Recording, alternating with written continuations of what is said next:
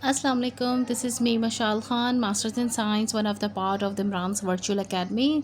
Today we have the most important topic, the photosynthesis. ठीक है, आज हम photosynthesis को समझेंगे. सबसे पहले तो photosynthesis के literal meaning को समझने की कोशिश करते हैं कि photo means होता है light, ठीक है, और synthesis means to prepare.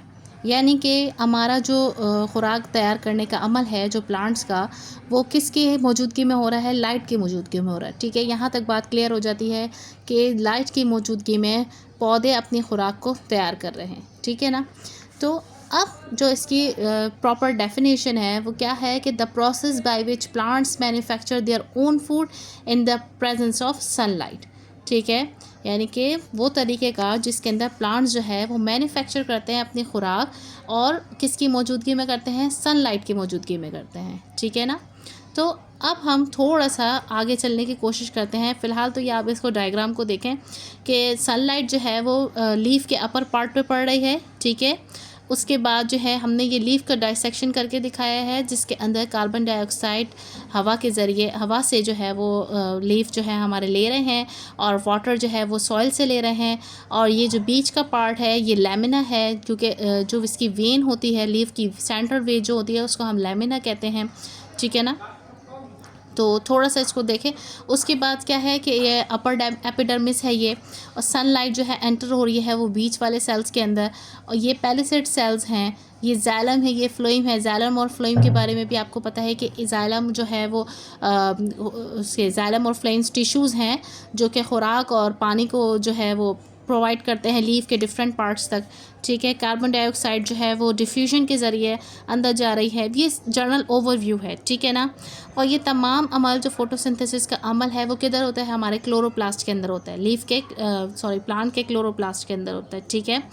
In chloroplast carbon dioxide and water combine to make sugar. Chloroplast के अंदर जो कार्बन डाइऑक्साइड है और जो वाटर है वो मिलते हैं दोनों, और क्या बनाते हैं? शुगर प्रिपेयर करते हैं. ठीक है, यहाँ तक बात समझ आ गई. अच्छा जी, अब उसके बाद थोड़ा सा अगर हम देखें कि अगर फॉर एग्ज़ाम्पल हमारे पास जो है लाइट नहीं है तो हम अपनी बैटरीज़ को इस्तेमाल करते हैं. ठीक है, इसी तरीके से जो प्लांट्स भी हैं उनके पास भी एक ऐसी एनर्जी मौजूद होती है कि अगर उनके पास सनलाइट नहीं है तो वो उस एनर्जी को यूज़ करते हैं. उसे हम कहते हैं एनर्जी करेंसी. ठीक है, energy currency in living organisms. तो living organisms do have similar type of systems to store energy, and that is the adenosine triphosphate ATP. ठीक है, अगर आप प्लांट्स के पास सनलाइट मौजूद नहीं है तो वो कैसे अपनी खुराक तैयार करेंगे, कैसे एनर्जी हासिल करेंगे? तो वो ATP के ज़रिए हासिल करेंगे. एडिनोसाइन ट्राइफॉस्फेट, यानी कि फॉस्फेट के 3 मॉलिक्यूल्स उसके पास मौजूद होते हैं. ठीक है. अच्छा, अब थोड़ा सा जो हम अगर SPSC को और PST JST के पेपर के थोड़ी सी जो रिकॉल करें मेमोरी, तो उसके ये है कि उसके अंदर पूछा जाता है, जो NTS के भी टेस्ट होते हैं जिसके अंदर बच्चे बायोलॉजी के टेस्ट में अपेयर होते हैं तो उनको पता होगा कि उसके अंदर पूछा जाता है कि what is the amount of energy stored and during the process of the oxidation or during the process of the formation of photosynthesis, the process of photosynthesis. तो उसके अंदर पूछा जाता है तो the amount of energy stored is 7.3 kilo calories per mole. ठीक है, ये बात जहन में रखिएगा. इस रेशो के बारे में पूछा जाता है 7.3 किलो कैलोरीज पर मोल.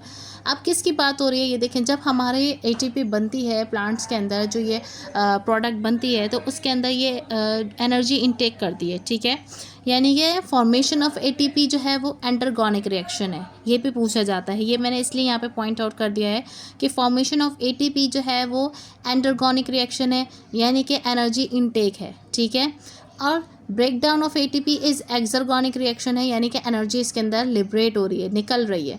ठीक है, making of ATP, formation of ATP is endergonic, जबकि break down of ATP is exergonic. ठीक है, अब आते हैं हम अपने प्रोसेस की तरफ. जैसे कि मैंने आपको बताया, photo means light and synthesis means to prepare और to make. So plants uses inorganic carbon dioxide in water by using sunlight in the presence of the pigment like chlorophyll to form glucose and oxygen. ठीक है, glucose और oxygen बनाने के लिए plants जो हैं वो इनऑर्गेनिक कार्बन डाइऑक्साइड और वाटर यूज़ करते हैं. किसकी मौजूदगी में? सनलाइट की मौजूदगी में. और एक पिगमेंट है हमारे पास क्लोरोफिल, इसकी मौजूदगी में. ठीक है, क्या बनाते हैं? ग्लूकोज और ऑक्सीजन बनाते हैं। ये देखें, कार्बन डाइऑक्साइड के 6, वाटर के 6 और लाइट और क्लोरोफिल की मौजूदगी में क्या बना हमारे पास, C6H12O6 और 6O2, ऑक्सीजन और ग्लूकोज बन गया। ठीक है, अब जो मेन चीज़ है यहाँ पे फोटोसिंथेसिस के अंदर, वो है फोटोसिंथेसिस के 2 phases. The light reaction, number 1 is light reaction और light dependent reaction, and number 2 is the dark reaction और लाइट इंडिपेंडेंट रिएक्शन। ठीक है, ये होगा लाइट की मौजूदगी में और ये भी लाइट की मौजूदगी में ही होगा, लेकिन इसके अंदर ये इनडायरेक्टली लाइट की मौजूदगी में, यानी कि इसके अंदर जो प्रोडक्ट्स बनेंगी वो इसके अंदर यूज़ होंगी। ठीक है, होगा ये भी लाइट की मौजूदगी में ही। ऐसा नहीं है कि डार्क रिएक्शन है तो रात के अंधेरे में हो रहा है, ऐसा नहीं है। ठीक है, लाइट रिएक्शन के अंदर ये मैंने यहाँ पर आपको पॉइंट आउट करवा दिया है। ठीक है, उसके बाद ये सनलाइट की मौजूदगी में हो रहा है। दूसरा ये कि सनलाइट की मौजूदगी में वाटर का ब्रेकडाउन हो रहा है, हाइड्रोजन आइंस बन रहे हैं और ऑक्सीजन जो है वो एनवायरनमेंट में चली जाती है। वाटर का ब्रेकडाउन जो होता है, यानी कि सनलाइट को केमिकल एनर्जी में कन्वर्ट करते हैं प्लांट्स। अच्छा, जो ब्रेकडाउन ऑफ वाटर है उस प्रोसेस को हम कहते हैं फोटोलाइसिस। ठीक है, अब उसके बाद जो ये वाले हाइड्रोजन है ये कार्बन डाइऑक्साइड के साथ मिलकर ग्लूकोज बनाएंगे। ठीक है, ये देखें C6H12O6। अच्छा, अब यहाँ पर देखिएगा, मैं आपको कुछ मेन बातें बताने की कोशिश करूँगी जो हमारे टेस्ट में आती हैं, क्वेश्चंस में आती हैं। ठीक है, अब क्लोरोप्लास्ट जो है वो हमारा पिगमेंट एब्जॉर्ब करता है लाइट ऑफ डिफरेंट वेवलेंथ्स, यानी कि डिफरेंट वेवलेंथ्स की जो लाइट है वो हमारा क्लोरोप्लास्ट एब्जॉर्ब करता है। ठीक है, क्लोरोप्लास्ट एक पिगमेंट है जो एब्जॉर्ब करता है लाइट को डिफरेंट वेवलेंथ्स की। ठीक है, और chlorophyll is the main light capturing molecule in the thylakoid membrane.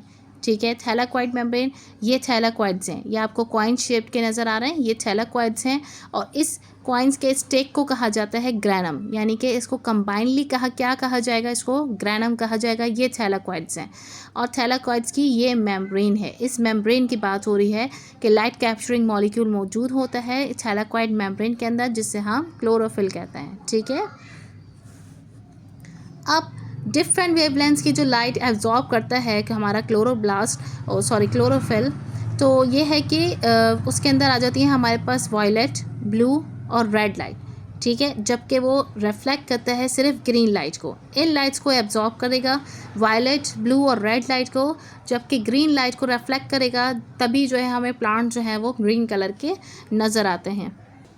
अब क्लोरोफिल जो है वो हमारा रिएक्शन सेंटर है, यानी कि जो तमाम जो ये प्रोसेस हो रहा है वो यहीं हो रहा है और उसके अंदर क्लोरोफिल जो है वो रिएक्शन सेंटर है, एनर्जी रिसीव करता है, कन्वर्जन ऑफ लाइट करता है और एनर्जी टेक्स प्लेस लेती है। ठीक है, produces 2 energy rich compounds, 2 energy rich compounds जो है इस प्रोसेस के अंदर प्रोड्यूस होते हैं, जो that is the ATP and NADPH, adenosine triphosphate और निकोटिनामाइड एडिनोसाइन डाइन्यूक्लियोटाइड फॉस्फेट। ये फुल फॉर्म है NADPH की, निकोटिनामाइड एडिनोसाइन डाइन्यूक्लियोटाइड फॉस्फेट। ये देखें, ADP जो है वो प्रेजेंट होती है सेल के अंदर। ठीक है, ये फॉस्फेट के साथ मिलकर एक ATP बना लेता है, एडिनोसाइन ट्राइफॉस्फेट, जिसके अंदर लाइट एनर्जी इन्वॉल्व होती है और कुछ एंजाइम्स भी इन्वॉल्व होते हैं। ठीक है, अब यहाँ देखिएगा, इसको समझने की कोशिश करिएगा कि यहाँ पर जो है NADP और H के साथ मिलेगा 2 इलेक्ट्रॉन, उसके बाद ये बन जाएगा NADPH। ठीक है, अब उसके बाद क्या है कि ATP और NADPH जो है वो एनर्जी रिच कंपाउंड्स हैं। ठीक है, जो कन्वर्ट करते हैं एटमॉस्फेरिक कार्बन डाइऑक्साइड को कार्बोहाइड्रेट्स में और डिफरेंट क्लोरोप्लास्ट के अंदर ये प्रोसेस होता है। ठीक है, इसको हम कहते हैं लाइट रिएक्शन। अब उसके बाद हमारे पास आ जाता है डार्क रिएक्शन। ठीक है, डजंट रिक्वायर फोटोन, इसको लाइट की ज़रूरत नहीं होती, हैपन्स इन डे, ये भी डे के अंदर ही होता है। ATP और NADPH dissolve in the stroma के अंदर ये डिज़ोल्व हो जाते हैं, एनर्जी प्रोवाइड करते हैं ग्लूकोज की सिंथेसिस के लिए कार्बन डाइऑक्साइड और H2O से। ठीक है, अब इसे हम कैल्विन बेंसल साइकिल भी कहते हैं और C3 साइकिल भी कहते हैं और डार्क रिएक्शन भी कहते हैं। इसके 3 नाम हैं। ठीक है, कार्बन कंटेनिंग कंपाउंड, यानी कि C3 साइकिल इसलिए कहते हैं कि 3 कार्बन के एटम और कार्बन कंटेनिंग कंपाउंड्स इसके अंदर होते हैं। ठीक है। इसके रिक्वायरमेंट्स क्या क्या हैं कि इसके अंदर कार्बन डाइऑक्साइड ली जाती है एयर से और सेलुलर रेस्पिरेशन के ज़रिए। Carbon dioxide capturing sugar of pentose sugar, ठीक है। Enzyme to catalyse all the reaction और energy from ATP and NADPH, ठीक है। ये इसकी रिक्वायरमेंट्स हैं डार्क रिएक्शन की। डे के अंदर ही होता है, फोटोन की ज़रूरत नहीं होती। और ये जो लाइट रिएक्शन के अंदर हमारे पास दो प्रोडक्ट्स बनी थी एटीपी और एनएडीपीएच, ये इस डार्क रिएक्शन के अंदर यूज़ हो जाएंगी, ठीक है। ये रही हमारी कैल्विन साइकिल और कैल्विन बेंसल साइकिल और C3 साइकिल, ठीक है।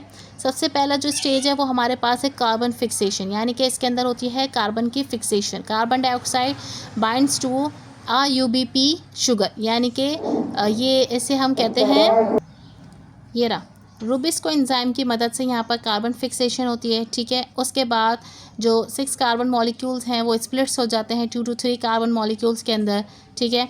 उसके बाद ये देखें, ये जो PGA लिखा हुआ है ये फॉस्फोग्लिसराइड्स की शॉर्ट फॉर्म लिखी हुई है।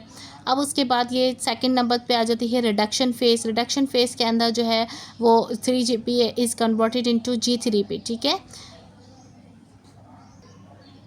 और ATP और NADPH जो है वो एनर्जी ले रहा है लाइट रिएक्शन से। उसके बाद हमारे पास आ जाती है कार्बोहाइड्रेट की फॉर्मेशन। कार्बोहाइड्रेट के फॉर्मेशन के अंदर जो है वो G3P turn into carbohydrate and sugars. ये बहुत सिंपल है, ठीक है। हम जितना इसको कॉम्प्लिकेटेड समझते आए हैं आज तक, ये वैसा बिल्कुल भी नहीं है। उसके बाद है ATP जो है वो एनर्जी फॉर्म इसको मिल रही है यहाँ से। और रीजनरेशन फेज़ के अंदर क्या होता है, G3P और ATP मिलके जो है वो रूबिस्को एंजाइम RUBP शुगर बना देते हैं, ठीक है। और यहाँ से साइकिल जो है फिर अगेन वहीं से बिल्कुल इसी तरीके से ये साइकिल ये चलती रहती है।